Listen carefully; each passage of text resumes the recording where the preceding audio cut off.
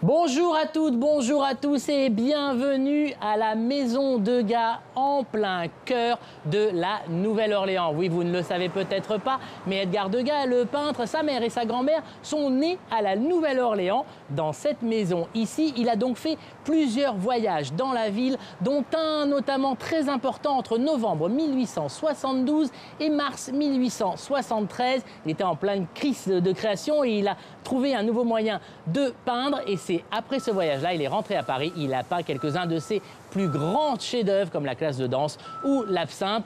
Et la Maison Degas, depuis, c'est devenu un musée, un centre d'événements. Vous pouvez faire votre mariage ici, vous mariez dans la chambre de Degas si ça vous dit, et un haut lieu de la francophonie à la Nouvelle-Orléans. C'est que la Nouvelle-Orléans est un des hauts lieux du français en Amérique. C'est un peu normal, vous allez me dire, hein, ce sont les Français qui ont créé la ville il y a maintenant presque 300 ans. D'ailleurs, à partir de janvier 2018, on va fêter le tricentenaire de la ville. Il va y avoir des fêtes tous les jours. Et vu comment ils font la fête ici, je vous conseille un petit voyage à la Nouvelle-Orléans. Ça devrait être quelque chose. Mais le français n'a pas connu que des jours heureux ici. Il a d'abord été accepté, ensuite il a été rejeté, puis accepté de nouveau. Où en est-on aujourd'hui avec le français à la Nouvelle-Orléans? On a monté un petit sujet là-dessus. Regardez ça.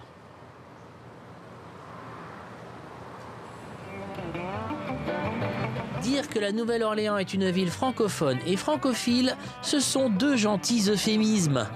Du nom des rues de la cité louisianaise aux enseignes des magasins des quartiers populaires, c'est bien simple, le français est partout. Une influence culturelle qui date des origines même de la Nouvelle-Orléans, comme nous l'explique Marc Remig, le patron de l'Office du tourisme de la ville. Well, first and foremost, you have the fact that France founded the city.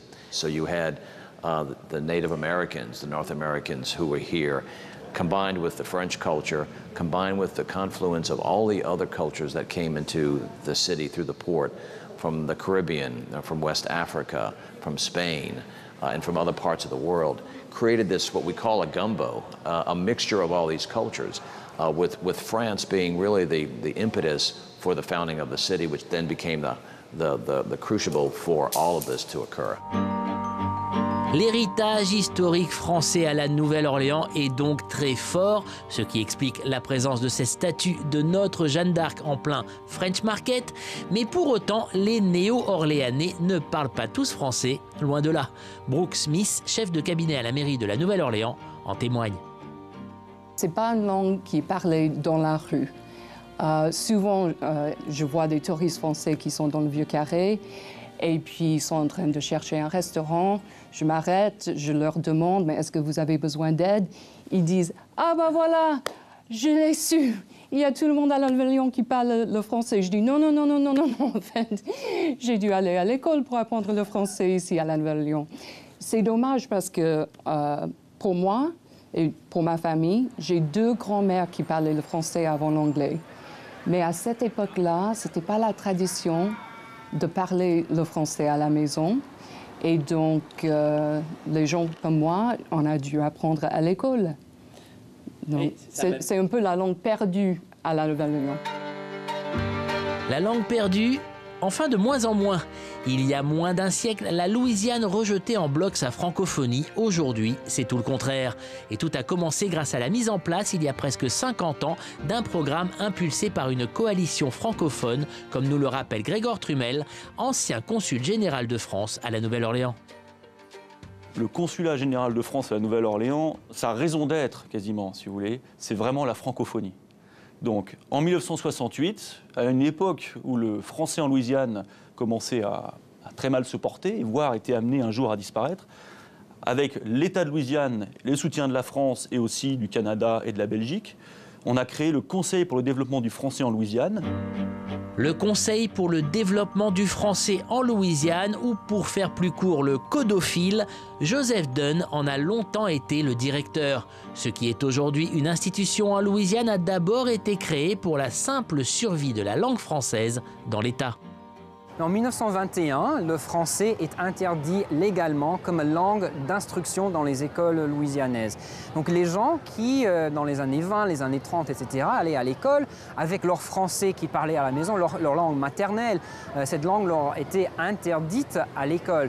Donc la valorisation sociale, économique, etc., est venue pour ces personnes en anglais. Donc ils n'ont pas transmis la langue française à leurs enfants. Maintenant, aujourd'hui, ça revient. Et nous sommes en train vraiment de penser au redéveloppement d'un écosystème où le français existe vraiment sur les plans sociaux, éducatifs, économiques, professionnels. Parce que l'État de Louisiane est parfaitement conscient que ce développement passe d'abord et avant tout par l'éducation, la première mission du codophile a été de ramener le français sur les bancs des écoles. Des programmes d'immersion sont aujourd'hui mis en place dans 34 écoles louisianaises, dont 6 à la Nouvelle-Orléans, et concernent près de 5000 enfants. Les enfants peuvent faire leur scolarisation en français. 70% de la journée est passée en français, où les enfants vont apprendre les maths, les sciences sociales en français. Entrez, on ne parle que français, d'accord ? Nous sommes ici dans une de ces écoles en plein centre de la Nouvelle-Orléans. Frédéric Joubert y fait la classe, en français s'il vous plaît, à des élèves qui n'ont jamais été plongés auparavant dans un univers francophone. Est-ce que vous avez fait le devoir ? Oui. Ce sont des anglophones. Majoritairement, il n'y a aucun lien avec l'héritage cajun. On vante souvent l'immersion comme aidant à développer des connexions dans le cerveau et ça permet de mieux apprendre. Il y a une exposition à la culture, à d'autres cultures aussi parce que nous sommes tous des professeurs d'origines diverses. Donc il y a tout cet aspect culturel qui est aussi apporté et qui offre... je trouve dans un univers assez fermé, généralement aux États-Unis, il y a très peu d'ouverture sur le monde et qui leur offre justement cette ouverture sur le monde. C'est avec des textes originaux, avec des chansons originales, avec ce que nous sommes. On n'a pas la même façon d'appréhender les enfants qu'un professeur américain et on apporte notre culture dans la classe. Une méthode différente pour une éducation dans une autre langue, histoire de redonner le goût du français aux jeunes Louisianais et visiblement, ça marche. Juste avoir une autre langue, c'est juste différent, tu peux comparer les différences. Je veux voyager à des autres pays pour parler français, pour utiliser que je apprends à l'école. Oui, j'aime parler le français, c'est bien. Ce que ne sait pas cette jeune fille, c'est que l'apprentissage du français est peut-être aussi un énorme bonus pour son avenir. La Louisiane ne cesse d'ouvrir ses frontières aux entreprises étrangères avec une forte propension à accueillir celles qui parlent français. Ici en Louisiane, nous avons à peu près 2 milliards de dollars d'investissement des entreprises françaises en Louisiane qui représentent à peu près 2000 emplois pour nous et nos résidents. Donc, ça fait vraiment... C'est une activité qui est importante. Ce n'est pas juste au niveau de la couture. Donc, même dans le business, l'influence française marque la Nouvelle-Orléans et les quelques 10 millions de touristes qui visitent la ville chaque année le savent. En tous les cas, Marc Remig en est persuadé. France and the French influence on New Orleans is something that the tourism industry draws on each and every day, whether it's the architecture, or the food, or the joie de vivre, the spirit of life. You can find the thread throughout all that we do and all that we give back to our visitors.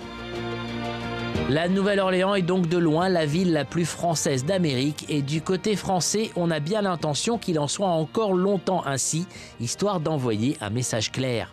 Pour la France, aider la Louisiane à garder cette culture française, cet héritage français, etc., c'est aussi intéressant dans la relation qu'on a avec les États-Unis en général. Vous voyez, c'est un symbole très fort, la Louisiane francophone, que la France et les États-Unis sont liés culturellement depuis le début et pour toujours. La Nouvelle-Orléans est donc bien partie pour rester un drôle de morceau de France en pleine Amérique. On se retrouve donc en bas de la maison de gars et j'ai un invité qui me fait très plaisir puisque à mes côtés, j'ai probablement l'une des personnalités les plus marquantes de la francophonie en Louisiane. Professeur Barry Jeancelet, merci beaucoup d'être avec nous aujourd'hui pour ce tour du monde de la francophonie. On est très content d'être là pour plusieurs raisons. D'abord, vous êtes, je vais donner votre titre bien, vous êtes professeur de culture cajun à l'Université de Louisiane, mais surtout vous êtes un auteur, un poète, vous écrivez des chansons, vous avez défendu le français depuis des décennies ici, notamment en écrivant des poèmes qui m'ont personnellement marqué parce qu'ils étaient à la fois des morceaux de littérature et des morceaux de rébellion. J'ai presque envie de vous demander de nous lire un de ces poèmes, juste pour commencer. OK. Un professeur, toujours ses livres. D'abord, j'ai précisé, je dis tu au professeur, c'est une marque de respect en Louisiane. Professeur, si tu veux bien. C'est quelque chose que j'ai écrit en réponse à la pression qu'on avait sur le français. Perdre le français et juste qu'on est rendu là, dans notre histoire, ça serait un maudit dénouement quand même. Et il y a un éditeur qui a essayé de corriger, j'ai écrit D-E, accent aigu, N-O-U-S-M-E-N-T, dénouement. Il y a un éditeur qui a essayé de corriger, il dit non. Et il a dit oui, mais c'est seulement les poètes qui peuvent jouer avec la langue. J'ai dit oui, mais voilà mon permis de conduire, je suis poète. Il y a quelque chose qui est étonnant dans vos poèmes. Mon permis de créer. C'est mieux encore. Il y a quelque chose qui est étonnant dans vos poèmes de cette époque-là, c'est que ça faisait vraiment acte de résistance. Vous étiez vraiment, vous, d'autres auteurs étaient vraiment en rébellion contre un certain système. Je peux dire ça comme ça? C'était comme ça à l'époque? Et en plus, on s'est rendu compte tout de suite qu'il fallait tout faire. Il fallait s'approcher à tous les égards. On a commencé à essayer d'enseigner le français tel qu'il était parlé en Louisiane. On a fait des recherches, on a commencé à faire des enregistrements des conteurs et des chanteurs, essayer de comprendre qui on est et pourquoi, qu'est-ce qu'on chante, qu'est-ce qui nous fait vibrer, qu'est-ce qui nous fait rire. Parce qu'on savait qu'on avait recommencé à enseigner le français dans les écoles. Mais on s'est rendu compte tout de suite que personne apprend le français pour parler français. On apprend le français pour dire quelque chose, pour faire rire, ou faire vibrer, ou faire émerveiller, pour chanter quelque chose qui va faire bouger les gens. Le français, c'est un outil de communication, ce n'est pas un but en soi. Et dans cette mesure, on s'est rendu compte aussi que si on parlait de préservation, il fallait penser à préserver ce qui était là déjà et pas nécessairement changer la chose pour devenir autre chose. Parce que c'est cette version du français, ou ces versions du français cajun et créole, qui ont produit les histoires, les chansons, le sens d'humour. C'est pour ça votre travail, c'est un peu ça. Vous avez, excusez-moi, je me tourne un petit peu le dos à la caméra, vous avez publié un dictionnaire du français louisianais qu'on voit ici, mais vous avez aussi composé de nombreux poèmes, écrit de nombreux livres et composé beaucoup de chansons. On a l'impression que ça passe par l'art. Et des nouvelles, et des pièces de théâtre. Et c'est ce que je dis, il fallait tout faire. Il fallait tout faire tout de suite. Ouais. Parce que quand on a commencé tout ça, on se promenait dans les bibliothèques et on ne nous voyait pas. On n'était pas dans les bibliothèques. Alors je me suis dit, pourquoi on n'est pas dans les bibliothèques? Pourquoi on n'est pas dans ces rayons? Et je me suis dit, je me suis rendu compte, pour être sur les rayons, il faut produire des livres pour mettre sur ces rayons. Hein? Et des chansons, d'autres allaient le faire. Énormément de chansons. On sait que la musique, vous avez composé des chansons avec Sam Broussard, me semble-t-il, avec Zachary Richard aussi, vous avez travaillé. Oui. C'est le vecteur musique, le vecteur chanson a été extrêmement important. Très important. Même pour nous en France, on a eu le cajun grâce à ça. D'ailleurs, ce n'est pas seulement de la chanson, c'est de la poésie chantée. Hein? Et dans cette mesure-là, c'est une poésie qui est très, très bien consommée. C'est-à-dire que les gens écoutent la poésie. Ben, pas beaucoup de personnes vont acheter un recueil de poèmes. Mais beaucoup de gens écoutent la poésie quand on chante. C'est une façon d'atteindre la foule. On a vu dans le sujet là que le codophile, depuis maintenant presque 50 ans, je crois qu'ils vont fêter leurs 50 ans bientôt, aide l'immersion du français. Dans les universités, au niveau officiel, on en est où là-dessus? Est-ce que ça fait partie de, j'ai envie de dire, de la culture et presque de la pop culture des Louisianais aujourd'hui? De plus en plus, les étudiants d'immersion arrivent à l'université en ce moment, et puis ils étudient, puis ils ont déjà la langue, donc ils étudient dans la langue. hein, la littérature et l'histoire et la culture et tout ce qu'il y a. Donc on a amélioré la situation en leur fournissant la langue avant qu'ils arrivent. Et ça veut dire que ce qui en suit, c'est que le français a changé de force. Ce n'est plus une arme de résistance, c'est plus quelque chose d'une façon d'être du Louisianais aujourd'hui? D'une certaine couche, oui. Et l'ironie, c'est que les segments de la société les plus francophones, par pourcentage, sont les âgés plus de 60 ans et les âgés moins de 20 ans. D'accord. Donc il y a un renouveau. On parle français dans la rue à la Nouvelle-Orléans? À la Nouvelle-Orléans, j'en sais rien. Moi, j'habite à Lafayette, mais on parle français dans les cafés et les rues là. Professeur, merci beaucoup d'avoir été avec nous. Le professeur Barry-Jean Ancelet défend la langue française à travers l'écriture. Mais il y a d'autres façons de la défendre. On a trouvé un cinéaste qui fait des films en français ici, à la Nouvelle-Orléans. Regardez ça. Professeur, vous ne le savez peut-être pas, mais il existe un cinéma francophone louisianais et le plus grand représentant en est cet homme, le réalisateur Glenn Pitre, qui nous accueille chez lui dans son petit studio de la Nouvelle-Orléans. Ça, c'est notre petit studio à côté du Vieux Carré de la Nouvelle-Orléans. C'était une maison de pompiers qui était tout foutu, tout ruiné. Et la ville a vendu et on l'a acheté, et tout arrangé. On a commencé à faire des séquences ici et c'est plutôt une base pour quand on fait des films qu'on peut tourner ici et là-bas. C'est comme Warner Brothers Cajun ici. Je sais pas si c'est Warner Brothers. Je crois pas. Je souhaite que ça va pas être aussi gros que ça parce qu'on aime faire des petits films et notre petit endroit ici. Et on trouve que j'ai fait ça il y a longtemps. Je fais des films en Louisiane, il y a plus que 30 ans. Voire même un petit peu plus depuis la fin des années 70, Glenn Pitre tourne des courts, des documentaires, des longs métrages de fiction, des films destinés à une sortie nationale, d'autres au réseau universitaire local, d'autres même juste à la télévision, des gros budgets, des films fauchés. Glenn ne s'est jamais arrêté. Tu fais des films assez longtemps, tu arrives avec beaucoup des affiches. En tout, combien de films as-tu fait?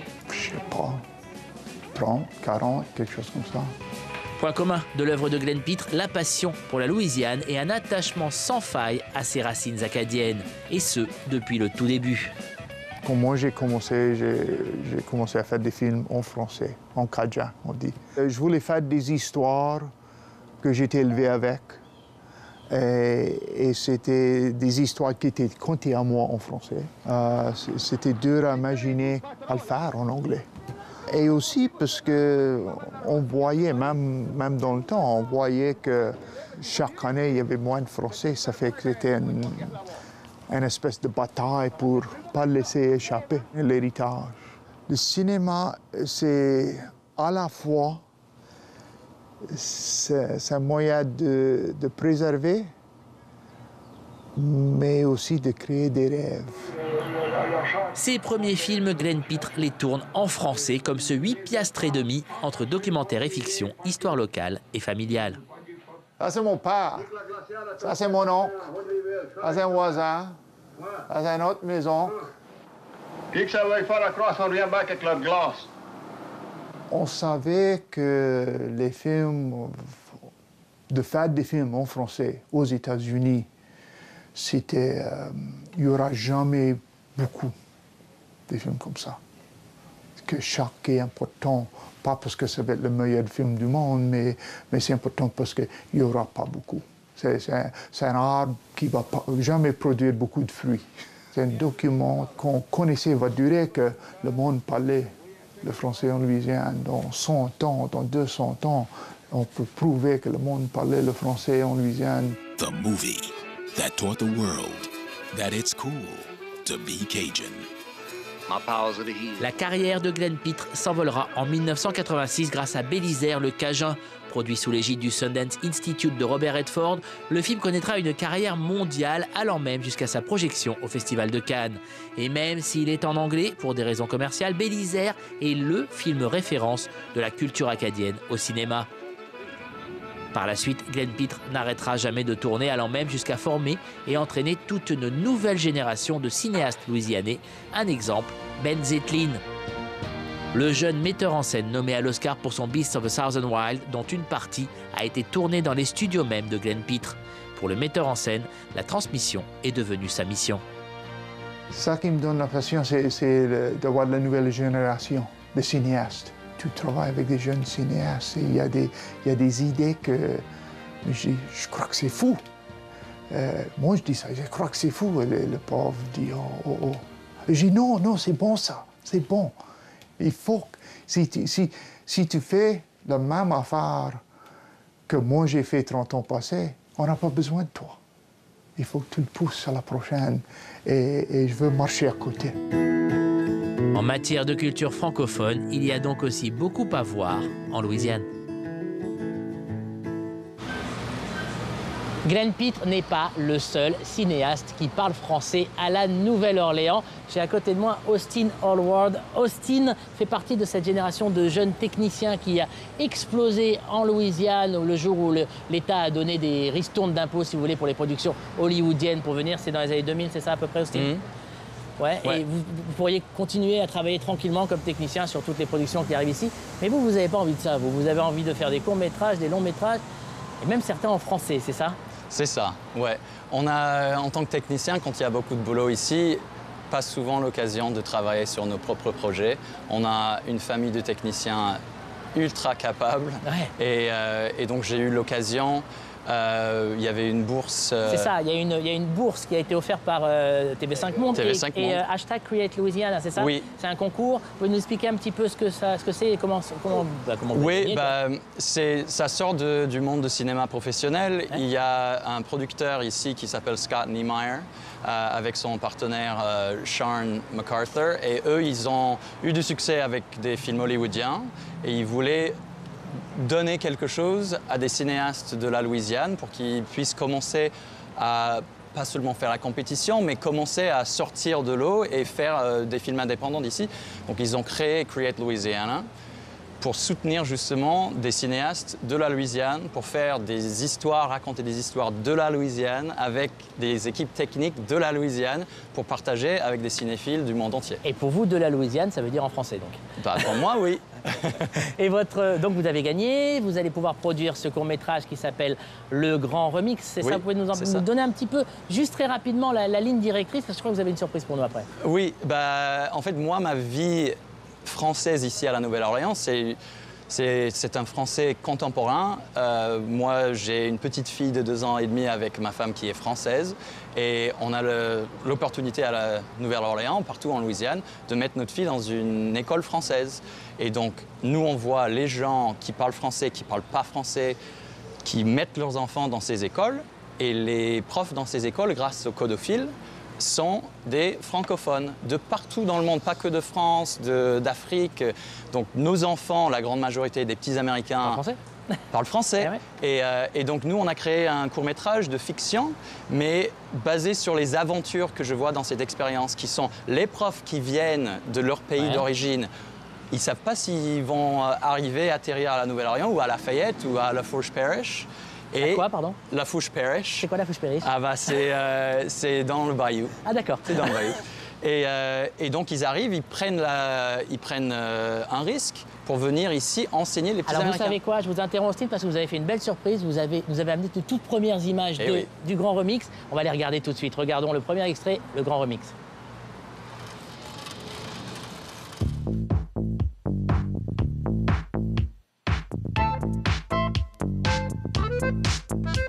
Bonjour mesdames, bonjour messieurs. Thank you so much for joining us today.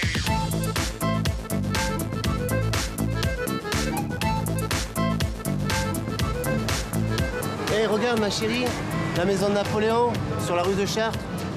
C'est Charters.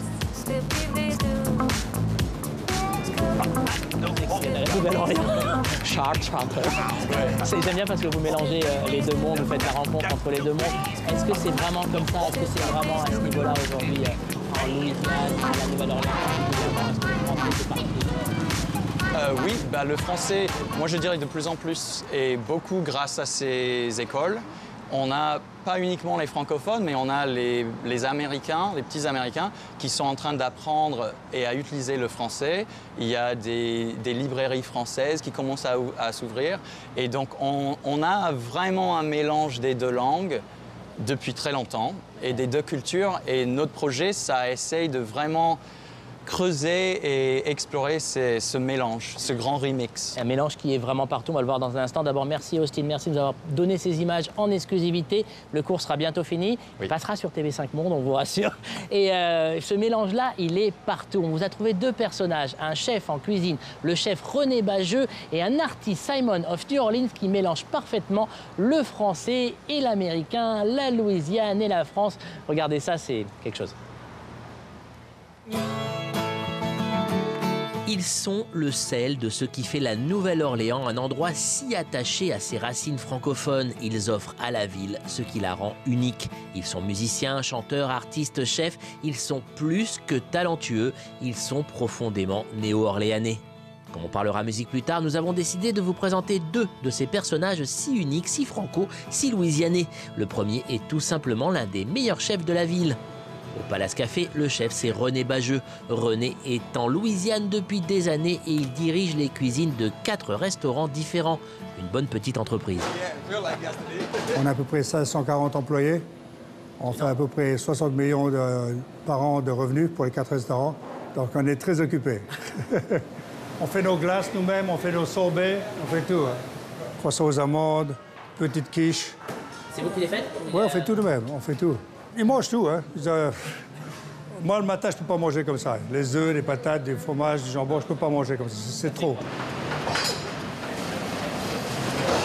L'influence française est dans tous les plats, ici. Tous les bases sont d'origine française. Les fonds de poulet, les fonds d'agneau, tout ça. Nous, on aime bien, on reçoit les cochons entiers ici, on reçoit l'agneau entier. On désosse nos poissons nous-mêmes. C'est un art qui est oublié un peu, parce que c'est plus facile d'acheter les poissons en filet déjà. Mais tout le monde n'a pas le personnel. Nous, on a du personnel, donc ça va. Ici, dans cette cuisine, on a 14 cuisiniers le matin, 9 à 10 le soir, des fois jusqu'à 15, 17, ça dépend comment on s'est occupé. Une journée calme à midi, ici, c'est 300 couverts. Alors ça démoule, il faut y aller vite. Puis en plus, les gens veulent manger vite à midi parce qu'ils retournent au travail. Ici, c'est ce qu'ils appellent créole, la cuisine d'origine africaine, des îles, la cuisine des esclaves. Etc. Donc tout ça, c'est mélangé en fin de compte. J'appelle ça pot pourri aux mayonnaise, moi. C'est pratiquement 4 cuisines différentes en même temps. Aussi, ils mangent aussi des choses différentes ici en Louisiane que n'importe où aux États-Unis, parce que quand les Français sont arrivés, les Acadiens, tout ça, les Espagnols, ils ont mangé ce qu'il y avait. Hein? Et donc tout ce qui bougeait, ils mangeaient, ils cuisinaient. Hein? Donc ils sont arrivés à faire des ragoûts même de ratons laveurs, des ragoûts de trucs comme ça. Mais ils ont mangé ce qu'il y avait. C'est comme ça que ça a débuté. Il y a beaucoup de sangliers, des problèmes avec les sangliers. Donc moi, j'en achète à peu près entre 50 kg et 100 kg par semaine. La poitrine, on fait du lard fumé avec, que les gens adorent.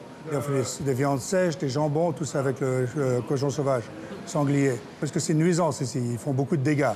Donc plus on en mange, moins ils font de dégâts. C'est les soupes qui sont en train de chauffer là maintenant. Une soupe aux haricots noirs. Inspiration comme plus espagnole. Ça, c'est la soupe, ça, c'est la gombo, la soupe de tortue.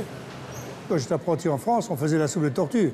C'était tout le temps consommé, avec quelques petits morceaux de tortue dedans. Ici, on fait une soupe de tortue, on se sert de 30 kilos de tortue pour faire la soupe.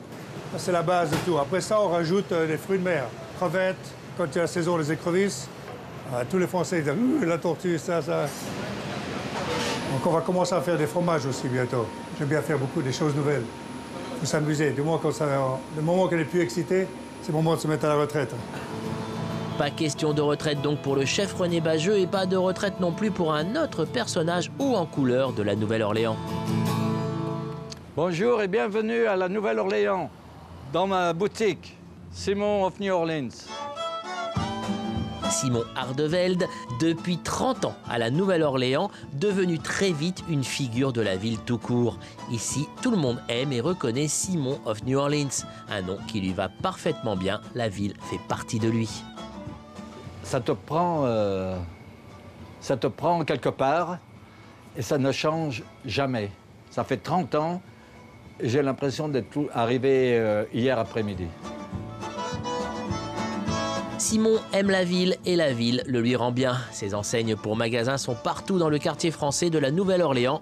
Et dans son atelier magasin, il peint à la commande et toujours à la française. Je peins tout sur du bois, peinture à l'huile.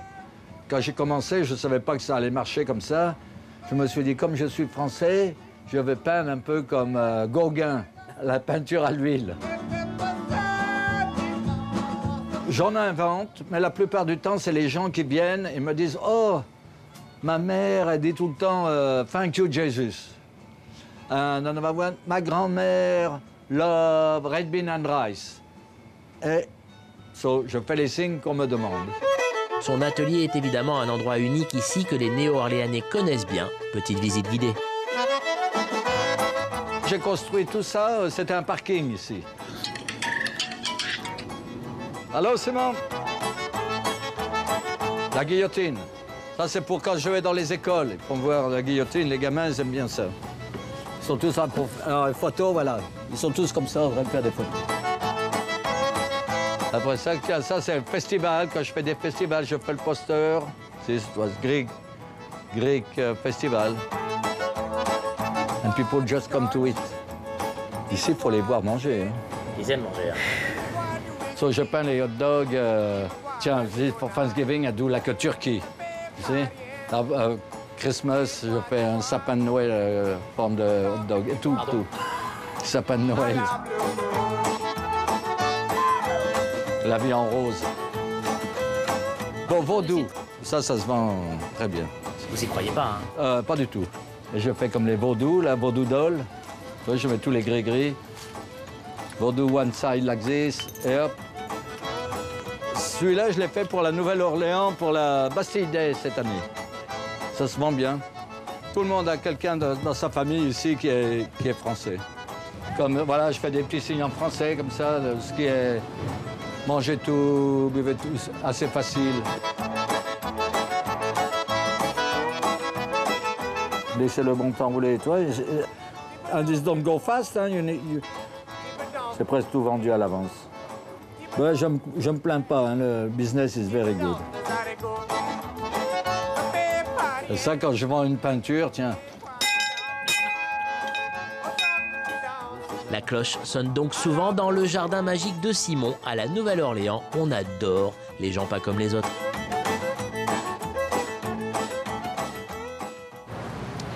On est ici à la Maison de Ga, mais la Maison Simon of New Orleans, c'est pas mal non plus. On a parlé de littérature, on a parlé de cinéma, et j'ai avec moi Louis Michaud des Lost Bayou Ramblers, qui est avec moi pour parler musique, parce qu'il se passe beaucoup de choses dans la musique cajun, ici, dans la musique en français en Louisiane, et vous en êtes un petit peu à faire de lance de cette nouvelle génération. Si je vous dis que vous faites du cajun rock, est-ce que c'est raison ou est-ce que je m'éloigne? Mais c'est à peu près ça. On joue la musique cajun, mais on est américain, on a été élevé avec la musique rock et tout ça. On se croit, on se voit comme musique traditionnelle cajun, mais c'est la musique, c'est une langue universelle, on peut mettre n'importe quoi dedans, mais on garde ça cajun traditionnel au bout. Du temps, on en parlait avec le professeur Barry-Jean Ancelet, du temps dans les années 70-80, parler cajun, chanter cajun, c'était presque faire acte de rébellion, faire acte de résistance. On en est où aujourd'hui là-dessus? Est-ce que c'est se démarquer aussi ou est-ce que c'est juste normal, on chante la musique locale?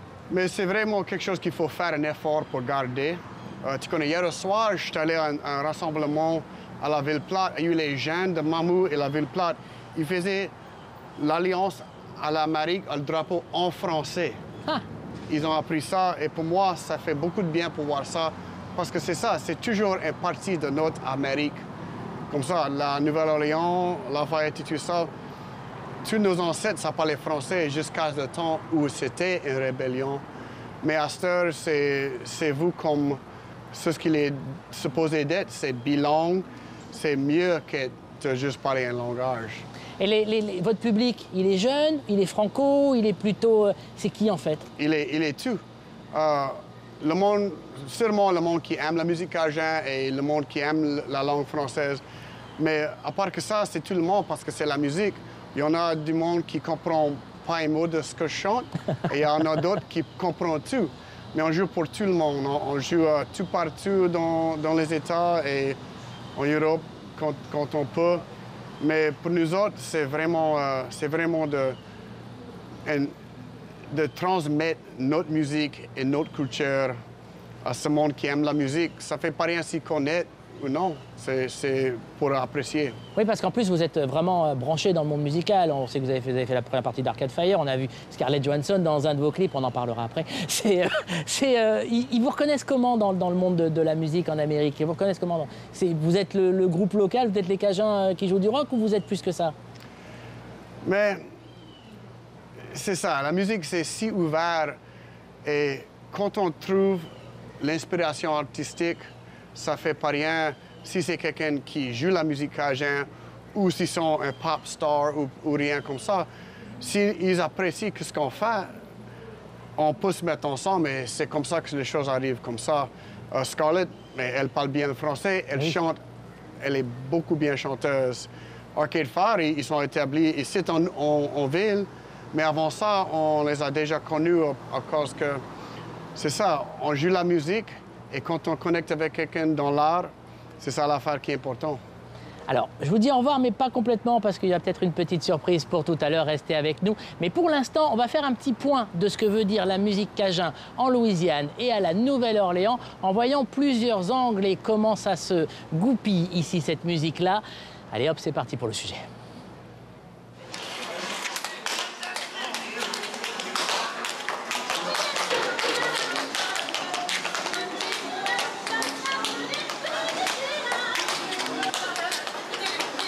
Ce fascinant jeune homme qui s'éclate comme un fou dans les rues du Vieux Carré est une preuve de plus de ce dont on se doutait déjà.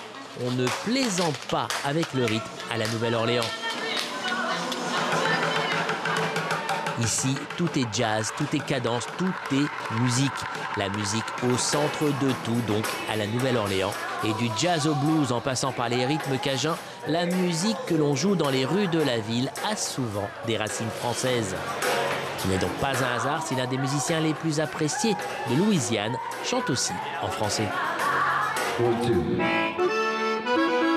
Zachary Richard est ici en pleine répétition de son concert du soir, un concert de charité pour la défense de l'éducation musicale dans les écoles de Louisiane. Le musicien connaît une carrière exemplaire depuis près de 50 ans, dont la plus grande partie en chantant en français dans la plus pure tradition louisianaise. Je suis un auteur francophone et fier de l'être, mais la musique que je fais, je pense, résiste d'être catégorisée. Je ne suis pas un musicien traditionnel, je ne suis pas un musicien de ci. On peut plus facilement dire ce que je ne suis pas que ce que je suis, en fait.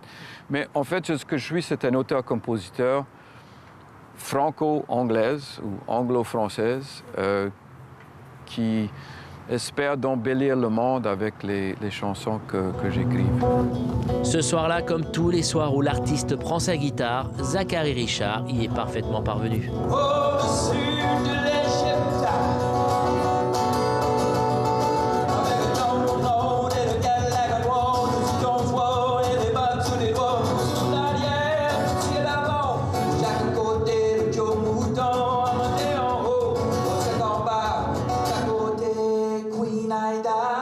La Nouvelle-Orléans, capitale de la musique cajun donc, mais aussi et peut-être même surtout capitale du jazz en Amérique. D'Armstrong à Gillespie, toutes les légendes du jazz sont passées par ici. C'est bien simple, le jazz est partout dans la ville et il est de coutume de dire qu'il n'y a pas un seul mauvais musicien de jazz professionnel à la Nouvelle-Orléans.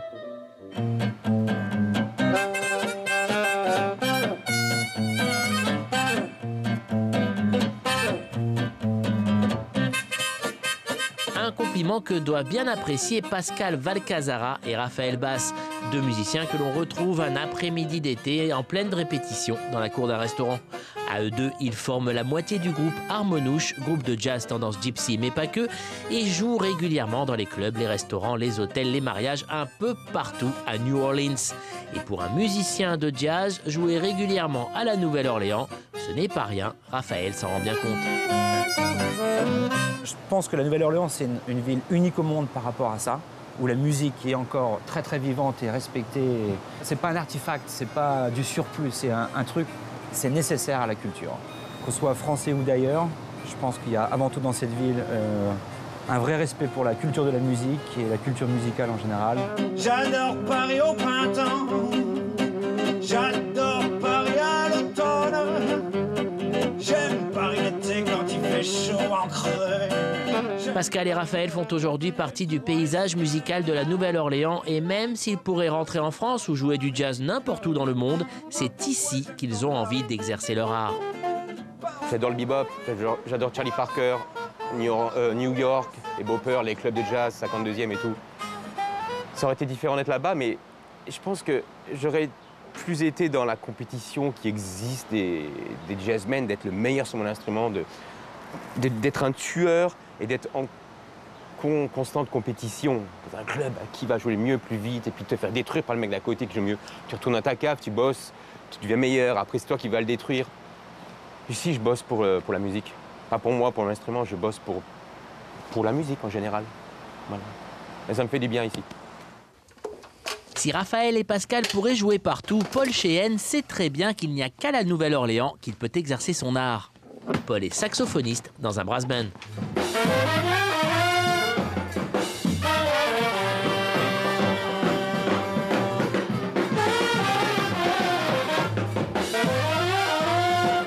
Débarqué de Normandie il y a à peine 10 ans pour poursuivre des études de sociologie et de musique en Louisiane, il est aujourd'hui l'une des figures marquantes d'un des quartiers les plus populaires et les plus difficiles de la Nouvelle-Orléans, Trémé.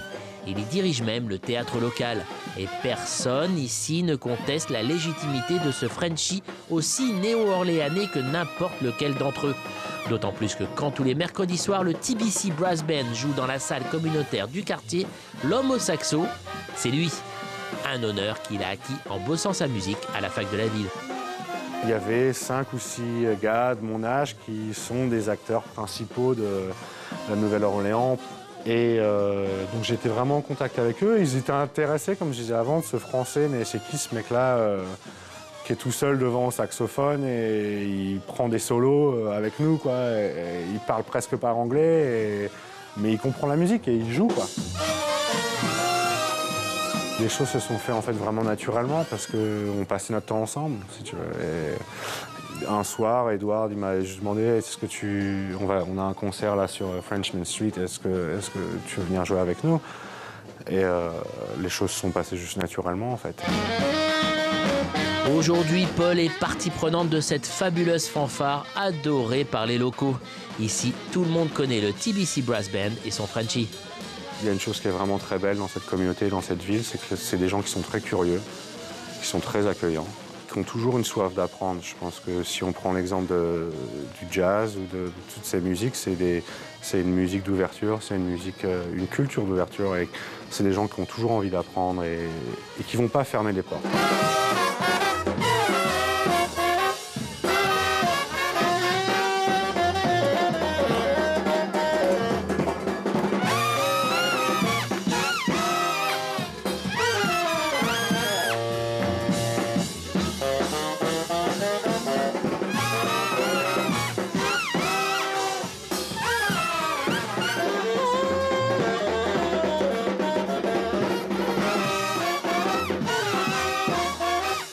Nigga Paul right here.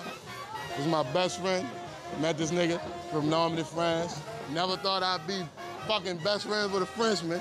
You asked me a question that I was not comfortable earlier. It was like, how is it to be a white man, Frenchman in New Orleans? And I was like, he not white here.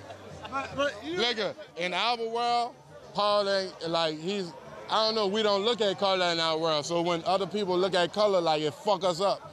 You know what I'm saying? We don't look at color here.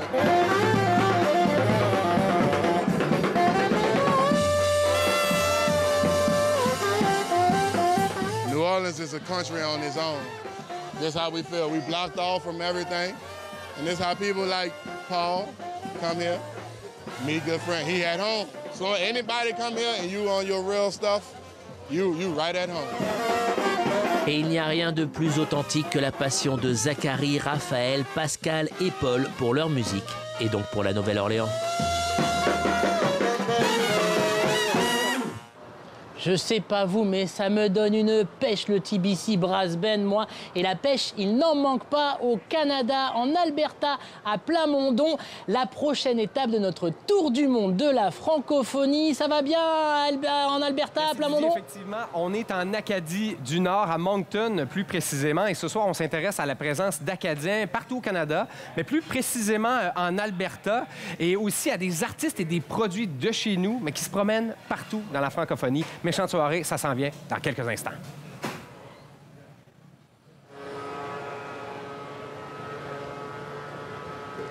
Avant de passer le relais à nos amis canadiens, je voudrais terminer en disant un grand merci à la Nouvelle-Orléans, un grand merci aux équipes techniques qui nous ont accueillis ici, un grand merci à la Maison de Gars, un grand merci au gang La Jola qui m'a accompagné au Tour du Monde pour produire cette émission. Un grand merci à ces fous à Paris qui ont pensé au Tour du Monde de la francophonie. Vraiment bravo les gars, vous êtes complètement fous, j'adore ça. On est avec vous et à la Nouvelle-Orléans, on adore les fous et on ne pouvait pas se quitter sans musique ici à la Nouvelle-Orléans. Alors, mesdames et messieurs, je vous offre en direct de la Maison de Gars à la Nouvelle-Orléans les Lost Bayou Ramblers.